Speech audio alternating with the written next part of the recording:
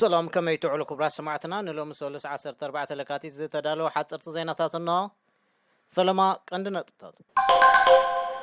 ቁጠባ ሽወደን ኣብ ዊንተር 2023 من ቁልቋል ከርኢ ተባሂሉ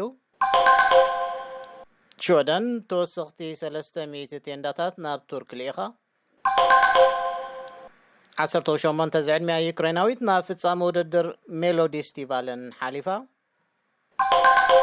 أرسل زيناتات كسوم مصنحكم كبرى سمعتنا زرزراتنا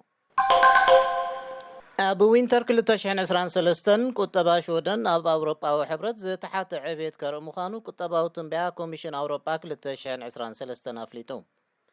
بمسرة تنبيا زي كوميشن كتبا شودن أب زعامت ببادونت بشمون تميتاويت مقدال كريم زي خننبر زقبابك نكي وزبل تثبيتاتالو ኤጀንሲስ በሓደጋታት ሽወደን 300 ተወሰኽቲ ጊዜያዊ መጽለሊ ማለት ቴንዳ ናብቲ ብምንቅጥቃጥ ምድሪ ተሃስዩ ዘሎ ከባቢታት ቱርክ ልኢኹም እዚ ቴንዳታት ስድራ ቤት ሙሉእ ዝሕዝ ኮይኑ ብውድብ ረድኤት ላየንስ እዮም ተዓዲሎም ዘለዉ ንመጓዓዝያ ዝረድኤት ዘወሃደ ግና እቲ ኤጀንሲ እዩ ተባሂሉ ኣሎ ኣስታት 26 ሚልዮን ህዝቢ በዚ ምንቅጥቃጥ ምድሪ ከም ተጸልወ ውድብ ጥዕና ዓለም WHO ገሊጹ ኣሎ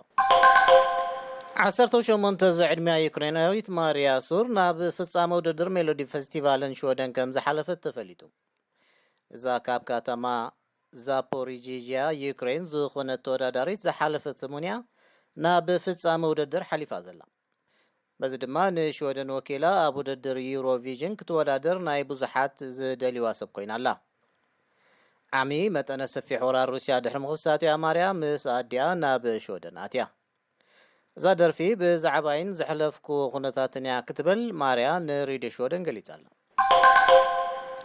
ምስ ሃርሜኒ ሚድያ ከም ዘለኹም ክብራ ሰማዕትና መወዳእታ